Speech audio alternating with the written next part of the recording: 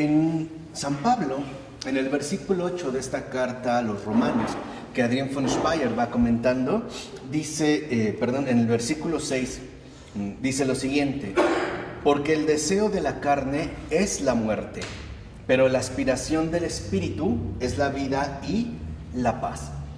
Lo primero que menciona Adrián von Speyer a partir de este versículo, que es, digamos, el capítulo 8, ¿no?, que se está comentando de la carta a los romanos, es que la aspiración de la carne es un círculo cerrado. Nuestra carne tiene una aspiración, pero esta aspiración se da a la manera de un círculo cerrado.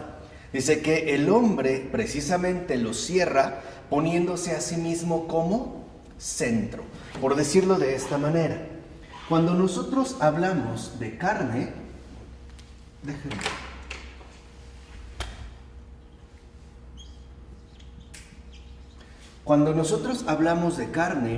precisamente lo tenemos que entender en un sentido primario o metafísico como aspiración. Cuando se habla de carne, por ejemplo en el Evangelio, o hemos escuchado hablar de esta especie de contraposición entre la carne y el espíritu, hay que entenderlo de manera primaria en su dimensión metafísica, más que nada como una aspiración. ¿Por qué? Porque la carne es aspiración o tendencia autorreferencial, ¿no? En la carne todo tiene que quedar reflejado sobre uno mismo. Por eso, en la carne, como aspiración, el yo se vuelve central, se vuelve centro, ¿no? El yo es igual a un centro. Recordarán la vez pasada que habíamos hecho el esquema como de una espiral, ¿no?, que va descendiendo, digamos, de lo infinito hacia lo finito. Es la imagen, pero ahora es como si la estuviéramos viendo desde arriba, por decirlo. Si la vez pasada lo vimos de una manera, ¿cómo se puede decir?, de frente, ahora lo veríamos por encima. Entonces lo que vemos es que la aspiración de la carne es algo así, visto desde arriba.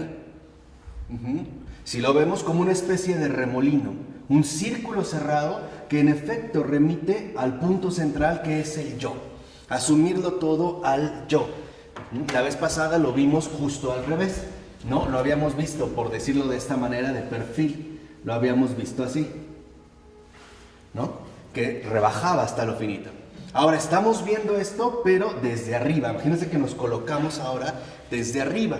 Dentro de esta figura, precisamente, Adrián von Speyer nos menciona que cada punto, ¿no?, que puede haber al lado de la circunferencia siempre se remite a el amor propio, que es el yo, el centro, ¿no? Ahí estaría justamente el amor propio, que tiene, digamos, como rasgos principales dos. El primero es un ansia de placer, el que todo, en pocas palabras, lo que gire alrededor se remita a mi centro, a mi yo, al amor propio, para que esto, digamos, me produzca placer.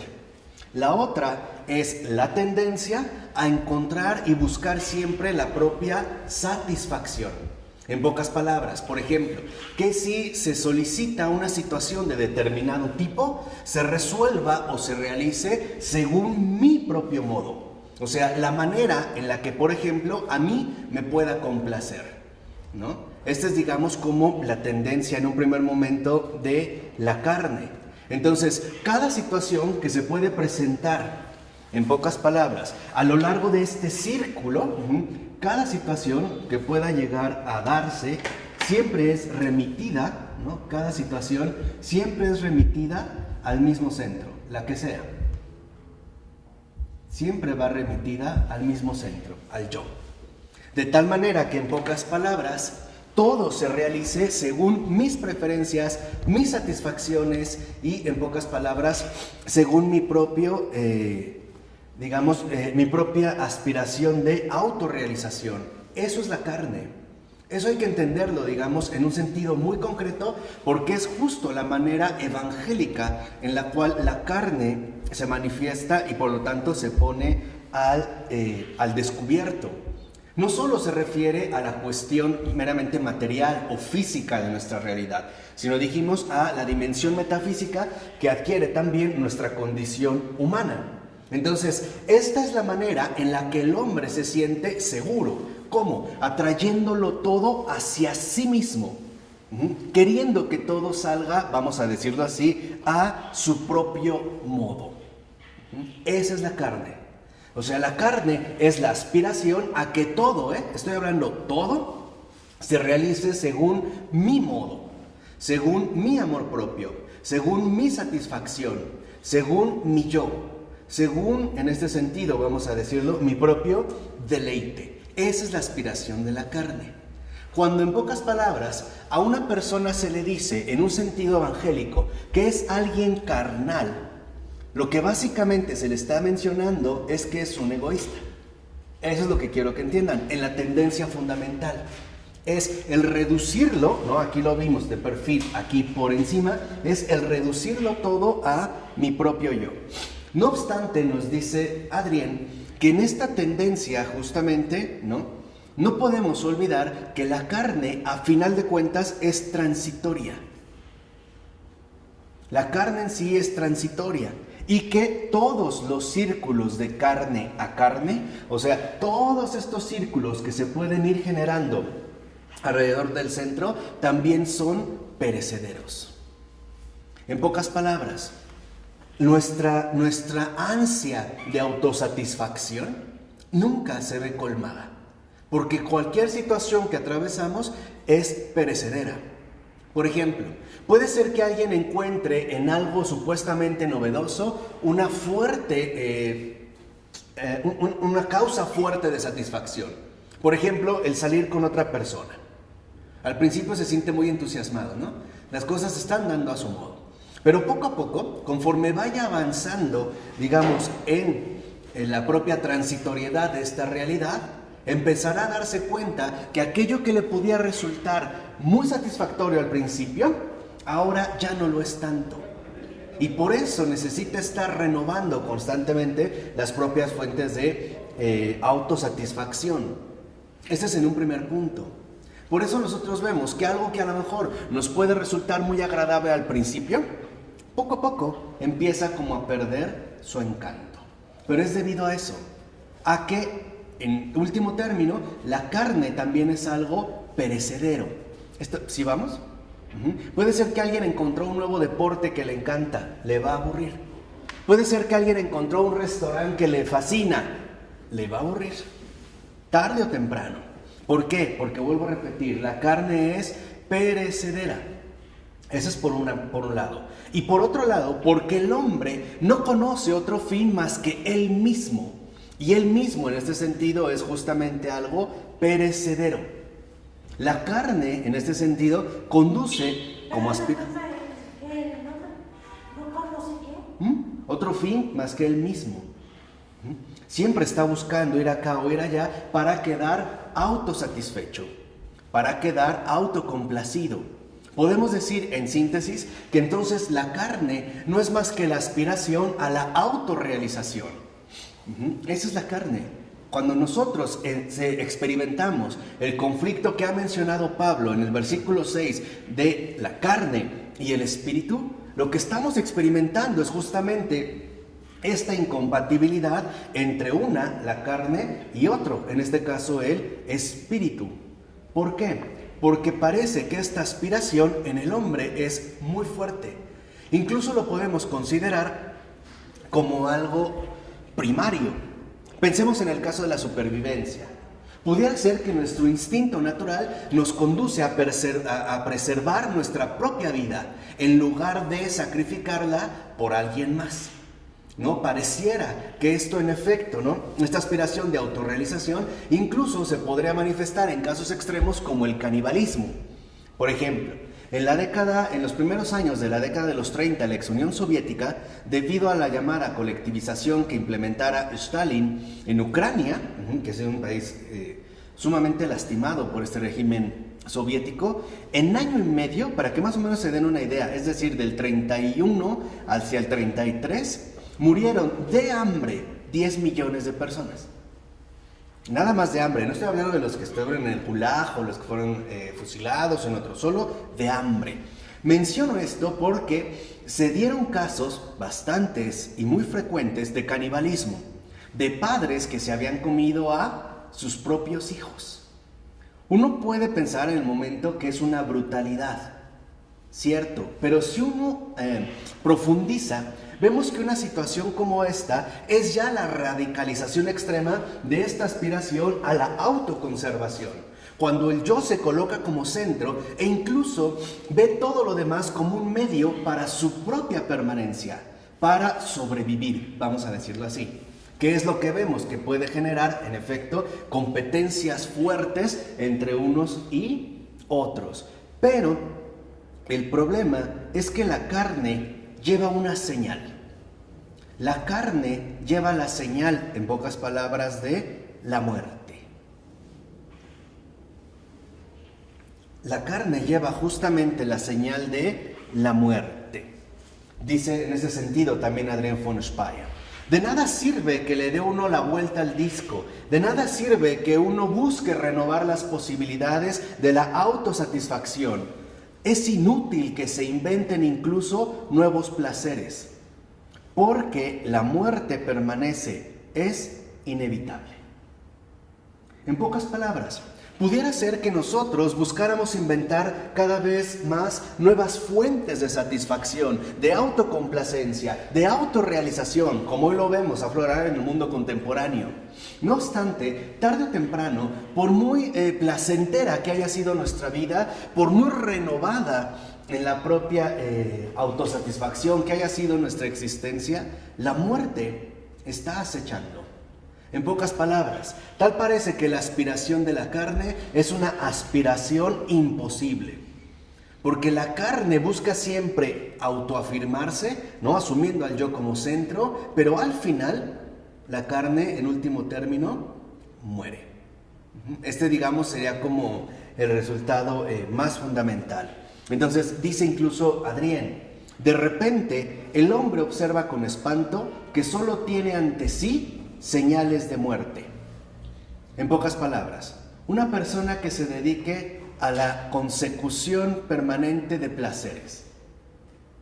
Piensen, por ejemplo, en el caso de la bebida o de las aventuras. Dice, de repente se da cuenta que en efecto ya está acechado por señales de muerte.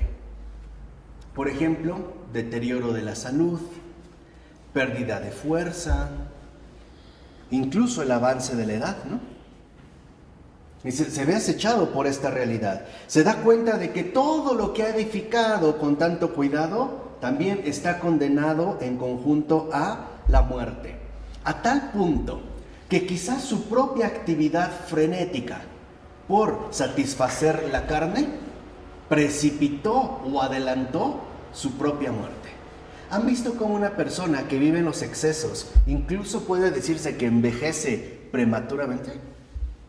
¿Han visto una persona, por ejemplo, que ha vivido en el exceso, cómo literalmente se acaba más rápido? Y esta es una de las contradicciones fuertes de la muerte, de la carne. Mientras es la aspiración fundamental a la autosatisfacción, mientras más se empeña en conseguirlo, más se deteriora. ¿Qué pasa con una persona que se la vive, como hoy decimos, en la fiesta? Y que llevara 5 o 6 días en la fiesta, bebiendo, drogándose, sin dormir. ¿Cómo se ve al cabo de una semana, 2 semanas, un mes? ¿Cuánto puede aguantar? Sinceramente. ¿Han visto por eso cómo muchas personas en la calle se ven tan demacradas? Se ven tan demacradas. Tiene que ver con esta situación. Y a pesar de eso se busca, en último término, ¿no?, seguir satisfaciendo a la propia carne. Aquí es donde entra, en este sentido, la trampa mortal. Ahí es donde está señalada con la carne. Por mucho que quiera renovarse, es imposible evitar su muerte. Por mucho que se busque, en ese sentido, también renovar. Dice, por ejemplo, la carne, lo que ha construido el hombre, que se deja ir por la carne, es un magnífico edificio, pero sin fundamento, al grado de que el placer se transforma en espanto.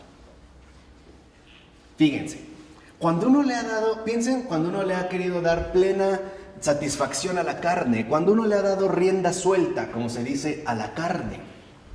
A lo mejor bebiendo de más. ¿Qué pasa si en un estudio se dan cuenta de que tengo hígado graso o que ya está bastante afectado por el alcohol? Lo que en un principio me podía resultar placentero, dice Adrien, termina convirtiéndose en un verdadero espanto. ¿Sí queda claro? En el caso de los excesos. Entonces, por más que quiera, la carne, aunque es aspiración hacia la autorrealización, no puede escapar a la muerte. Y mientras más quiera autoafirmarse, el yo, mientras más se quiera tener como centro al yo, más incluso uno mismo puede precipitar su muerte. Uno más se acelera. Piensen, vuelvo a repetir, en la cuestión de la afirmación de la carne. O una persona que se dejó llevar quizá por el ímpetu frenético del desorden sexual, de la cuestión de la sexualidad, al grado de que de repente se da cuenta que tiene impotencia. Piensen en Hugh Hefner, ¿sí lo ubican? El fundador de Playboy, que hasta la fecha es como el máximo promotor y consumidor de Viagra, ¿no? Ahí lo vemos. Tantas mujeres, ¿para qué? Para nada. Ahora necesita algo más, ¿no? Para seguir aferrándose a ese placer que, en pocas palabras, tarde o temprano va a terminar. Por mucho que lo renueve y que mientras más se empeñe en permanecer aferrado a ese impulso de la carne, más se señala su próxima e inminente muerte. ¿Vamos aquí? Ahora, por el contrario, la aspiración del espíritu es la vida y la paz. Por eso es que está en pugna la carne con el espíritu. Porque mientras la carne es aspiración de autoconfirmación y conduce, bien que mal, a la muerte, piensen cuando uno ha comido en exceso y tenemos problemas de indigestión, que puede ser muy común, ¿no? A veces decimos, lo que era placentero y qué rico estaba, ahora se ha convertido en un espanto. A lo mejor noches de insomnio, que quizá alguno nos ha seguido, sobre todo los miércoles, que era tan placentero se transformó en un espanto, ¿no? Es lo que quiero un poco que entiendan hacia dónde va. En cambio, el espíritu, por el contrario, el espíritu es también aspiración, pero justo es aspiración hacia la vida y por lo tanto a la paz. Mientras en la carne la aspiración es a la muerte, lo que ahorita justamente hemos mencionado. ¿Por qué? Porque quien piensa según el espíritu no busca a su propia espiritualidad. ¿Por qué? Porque ya su propio espíritu le dice que tiene límites y que solo Dios puede ayudar más allá de ellos. ¿Cómo? En tanto que envía su espíritu. Y aquí yo quiero hacer una acotación que es muy importante para no perdernos.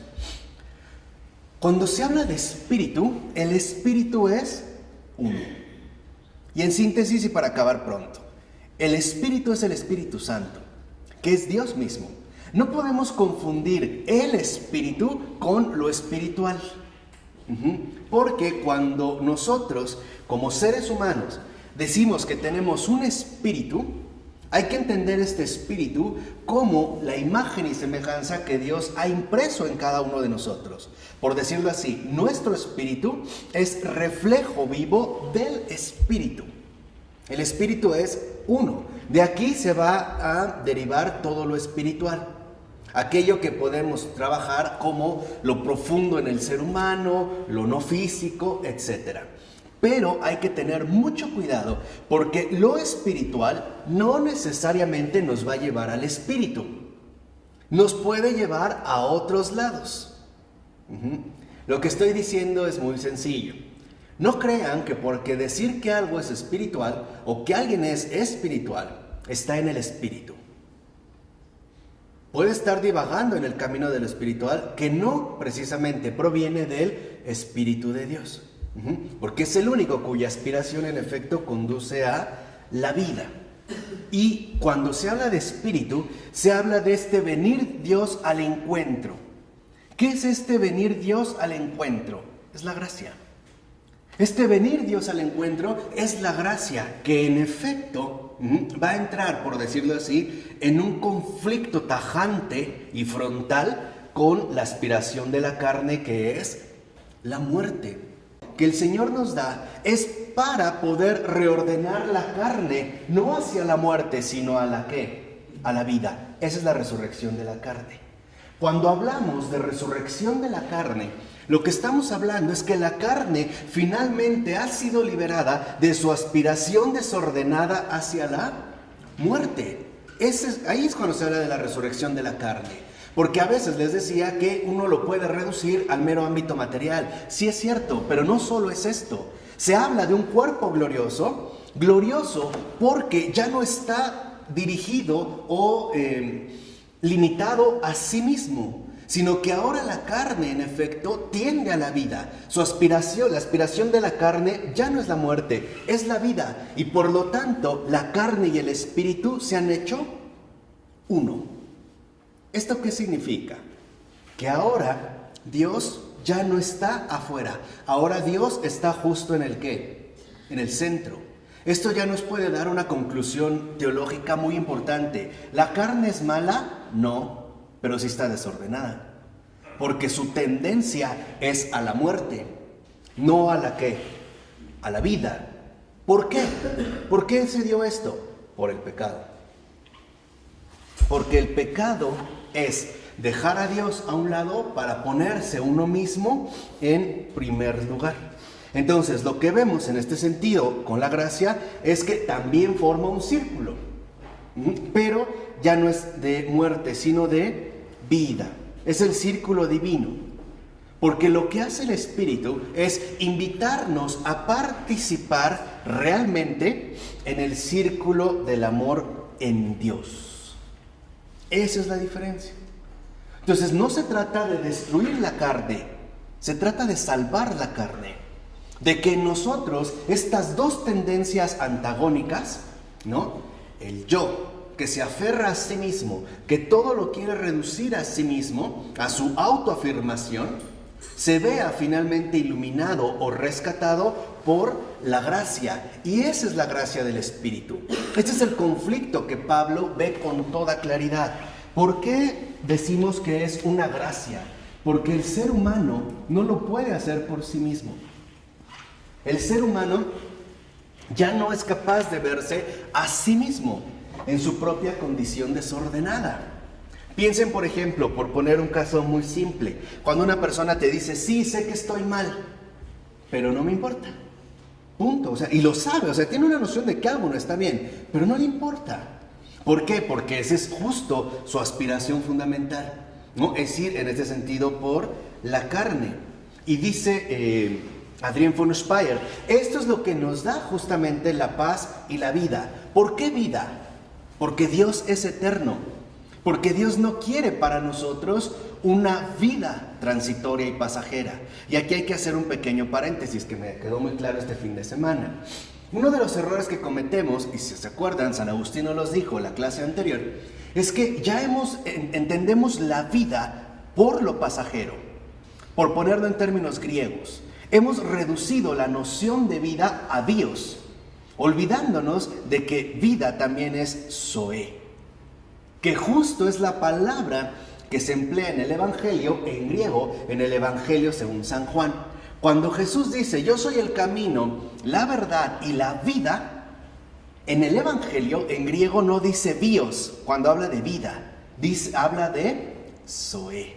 ¿Esto qué significa? Que lo que hoy en día nosotros llamamos vida, no es tal. Es una vivencia temporal, pero la vida es una. La única vida que realmente es tal es la vida eterna. Solo eso. Por eso el Señor sabe que nuestra vivencia temporal no es la vida y que no podemos tratar de reducirlo todo a esta temporalidad efímera que en último término conduce a la muerte. Este es el error de los que ya no tienen en cuenta el espíritu, los que dicen, sí, hay que pasarla bien mientras podamos porque este mundo se va a acabar. No, en este dicho tan nefasto de que se lo coman los gusanos, pues mejor que se lo coman los humanos. No, hay que pasarla bien. Pero eso es justo porque la vida eterna ha quedado de lado. Es por eso que es vida. Es gracia de vida porque, como dijimos, la vida es una. La vida es una. Y la vida es eterna. Esa es la única vida. Pero también es paz.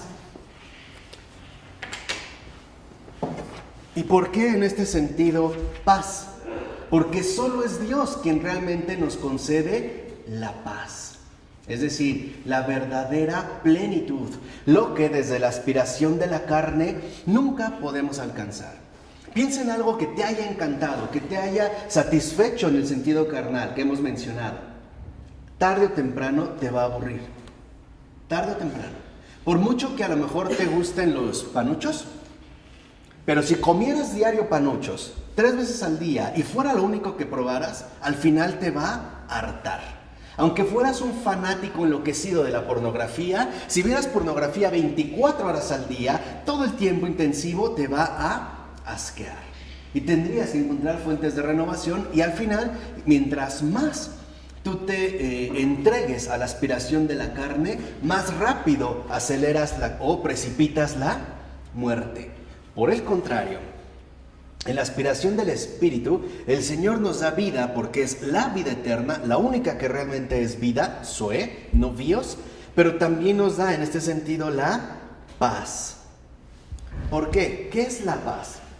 Reconocer que el centro, lo verdaderamente central, no radica en mí, sino en Dios. En pocas palabras, el Espíritu es el venir Dios a nuestro encuentro para rescatarnos de nosotros mismos, para romper justamente este círculo del yo y por lo tanto crucificar nuestra tendencia de muerte que llevamos incrustada como carne. Por eso, si lo ven, el Señor en efecto crucifica su carne. Ahí es lo que está crucificado. Si uno ha entendido, que yo supongo que sí, lo que hemos dicho hasta el momento, podemos ver que en efecto, en la crucifixión, lo que realmente se lleva a la muerte es a la aspiración carnal que tenemos como autosatisfacción. En pocas palabras, en la cruz, Jesús lleva a la muerte al yo, como autoafirmación humanamente individual. Al yo individual, al egoísmo, al ego, a la mismidad, a la seidad, como le quieran llamar. Ahí lo lleva la muerte. De tal manera que mientras en la cruz el yo muere, triunfa Él. ¿Quién es Él? Dios. Es decir, el Padre, con el Hijo y el Espíritu Santo. Eso es el Espíritu. Por eso, si una persona dice que es muy espiritual, pero no reconoce al Espíritu de la verdad, es decir, a la Trinidad, no está en el Espíritu. Está en lo espiritual humano. Sí, en su espíritu. En su dimensión no física. O en su yo espiritual. O en su yo espiritual, pero no está en el Espíritu. Como los budistas. Exactamente, como los budistas. ¿Es otra dimensión de lo humano? Sí. Importante, sí. Pero no necesariamente es el espíritu de la verdad. Entonces, aquí lo que vemos es que en efecto, lo que hace en este sentido el espíritu es darnos un fundamento nuevo. Reconocer que Dios quiere para nosotros vida, que Dios quiere para nosotros paz y no muerte y espanto, muerte y terror.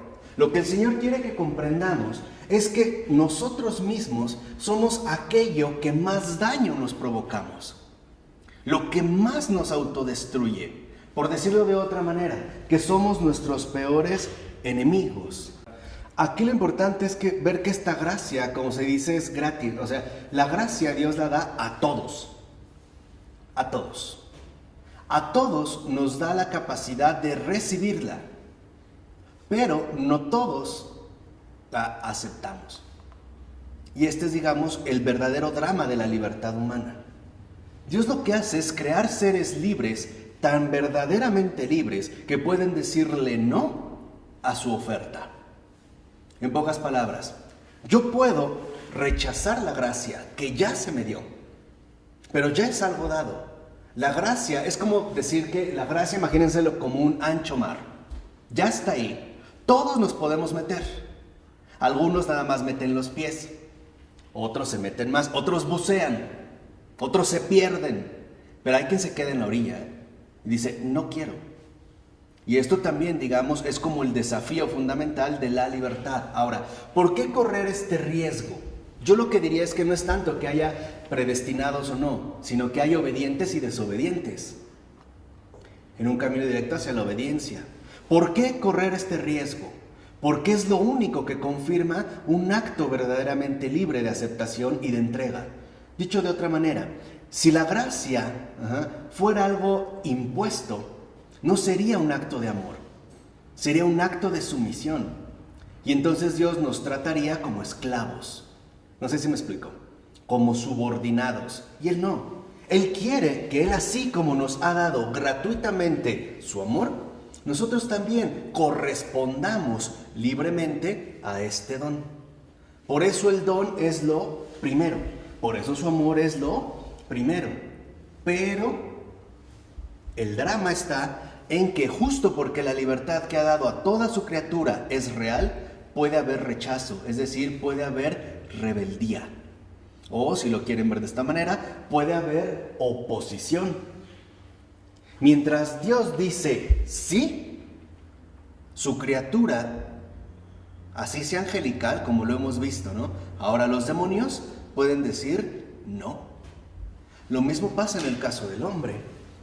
¿Por qué los demonios están en el infierno? Fíjense, para poner un poquito de sabor, ¿no? Por decirlo así. ¿Por qué los demonios están en el infierno? ¿Porque Dios los manda al infierno? No. Porque los demonios han rechazado por completo el proyecto fundamental del Creador.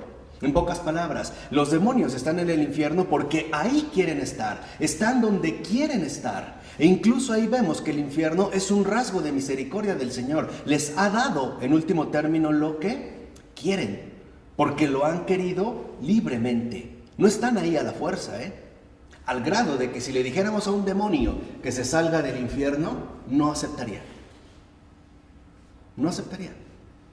No puede aceptar. Eso es lo que quiere. Está justo donde quiere. ¿Es doloroso para el Creador? Sí, pero ha sido libre. Ese es el riesgo. Ese es literalmente, ¿no?, el caso del riesgo de la libertad. Por eso la gracia se nos da como una guía fundamental para entender la trampa de muerte en la que vivimos, que ni siquiera sospechamos, ¿o sí? Es la ayuda, por decirlo, que el Señor nos envía constantemente. ¿Para qué? Para rescatarnos de nosotros mismos, para poder rescatarnos de la aspiración en la que vivimos, que en último término nos va a conducir a la muerte. ¿Hay predestinados? No. Hay obedientes, pero también hay desobedientes, porque ese es el rasgo fundamental de la libertad. Si no, si la gracia fuera obligatoria, no habría amor, habría servilismo, ¿no? Todos estaríamos obligados a adorar al Señor. Y no, nadie lo está, ni siquiera los ángeles. En pocas palabras, los ángeles que adoran a Dios lo hacen porque lo hacen libremente, lo han hecho en libertad. Y una vez que uno opta por la libertad, uno toma una decisión en este sentido definitiva. ¿Dónde está el verdadero conflicto de la gracia? ¿A qué nivel se da? Al nivel de la voluntad. Ahí está el verdadero meollo de toda la salvación, la voluntad. Porque en último término, la cuestión del espíritu, cuya aspiración es hacia la vida, y la carne como tendencia o aspiración a la muerte, estarán a su vez remitidas a el punto fundamental de la realidad humana, la voluntad. La gracia no es una imposición, es un don que ya se nos dio a todos. No hay alguien a quien se le haya privado de la gracia. Pero el Señor espera como respuesta a este don previo un sí quiero. Bueno, a todos los bautizados. Aún los no A bautizados. todos, pero no a todo el mundo. Sí, de otra manera, de otras formas. En el bautizado, la gracia, digamos, ya está como más comprometida, más manifiesta. De hecho, hay personas que dicen, claro, es que el bautizado ya está salvado. Pues no necesariamente, porque incluso asume mayores compromisos que el no bautizado, ¿no? ¿En qué medida se le pedirá cuenta? En la medida en la que se le dio. No es lo mismo un bautizado que se supone que sabe, conoce, recibe y vive a alguien que ni idea ha tenido. Los criterios de evaluación, digamos, son diferentes. Pero aquí lo que quiero que comprendan es que el verdadero conflicto que se da entre la carne y el espíritu, lo que realmente los opone es la voluntad. Una toma de decisión libre. Yo le puedo decir a Dios, no quiero. Yo le puedo decir, vete al carajo. Literal, ¿eh? Yo le puedo decir, no me interesa. Vean a un Heidegger. Vean a un Nietzsche, en la era, digamos, más contemporánea. Vean a muchos otros, vean a un Lutero. Es decirle, no quiero. O sea, finalmente, ¿no? Yo quiero otra cosa. Quiero seguir remitiéndome a mí. Quiero seguir el camino de mi propia aspiración. Desde la radicalización heroica del superhombre solitario de un Nietzsche hasta la reforma teológica de un Lutero, por ejemplo, hasta nuestra vida ordinaria, que no estamos dispuestos a sacrificar nuestros propios criterios porque no queremos. El verdadero conflicto que tiene la gracia en nosotros se da al nivel de la voluntad. San Agustín lo intuía muy bien, por eso San Agustín dijo, el que te creó sin ti, no te salvará sin ti. Es esto, y esto tiene que ver con la dimensión de la creación. ¿Qué es lo que pasa? Seamos sinceros. Que no meditamos lo suficiente sobre lo ya recibido. Si uno realmente meditara sobre su propia realidad, la conclusión a la que podría llegar, aún de manera no clara, es la gratitud. Alguien me ha dado mi vida, no me la he dado a mí mismo. No es algo que me he creado yo mismo. Y esto nos tendría que conducir a la gratitud. Después de la gratitud, al reconocimiento. Del reconocimiento a la aceptación. De la aceptación a la entrega. Y de la entrega a la comunión. Esa es la obra que el Señor promueve. Esa es la obra del Espíritu. Pero si yo me salto esto, hay como rupturas, ¿no? Por eso, si lo ven, es tan importante en un primer momento la iluminación.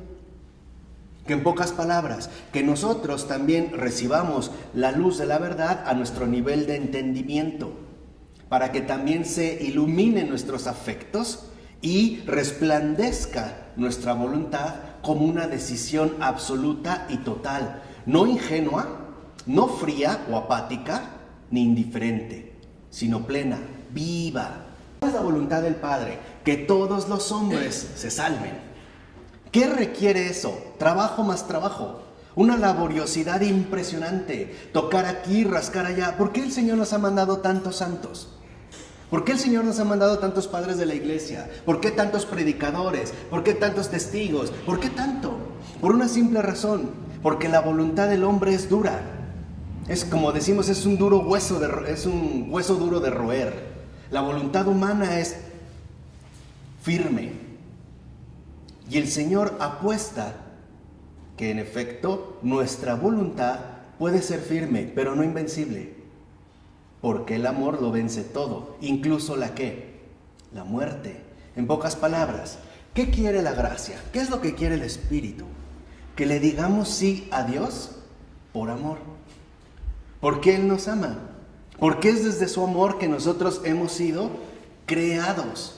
Y no fuimos creados para la muerte, sino para la ¿qué? Para la vida. Eso es su plan originario. Ahí, eso es el Padre, ahí está el Padre. En su obra constante de todos ¿qué? Los días, del día a día, del día con día, sin descanso, sin fatiga, con una fidelidad entregada de manera absoluta, de una vez y para siempre. Cada vez que nace un ser humano, desde el primero, desde Adán hasta la fecha, cada vez que nace un ser humano, Dios quiere esa vida de una vez y para siempre, en un compromiso radical con ella. Y sabe que al comprometerse con esta vida, va a tener un camino complicado, doloroso, laborioso, áspero, duro, para que finalmente su criatura pueda pasar de la muerte a la ¿qué? A la vida, del sufrimiento a la paz, de la carne al espíritu. Esa es la labor. De hecho, este era, digamos, como el misterio profundo de las catequesis primeras, por ejemplo, que aparecen en los padres de la iglesia. Ay, se me olvidó tu libro, te lo llevo el miércoles. De aquí, este es, digamos, como el aspecto profundo, porque como dice en este sentido Adrián von Speyer, ¿no? El deseo de Dios, literalmente en su espíritu, es que nosotros tengamos a Dios como centro. No nosotros, sino a Él como centro. Cuando esto sucede, el hombre busca orientarse hacia Él y entregarse a Él. Cuando Dios es el centro, fíjense, el hombre no necesita ya preocuparse por su yo. No necesita ya preocuparse de sí mismo.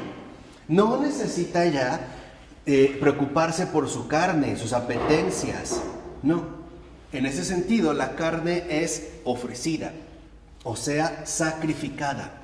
¿Qué es lo que se va a sacrificar? El yo. ¿A favor de qué? De Él. ¿No es eso el amor? ¿No el amor es reconocer que primero es Él, Dios, por encima de todo y de todos? Que después eres tú, es decir, el prójimo, y al final literalmente soy yo como un hombre más entre hombres.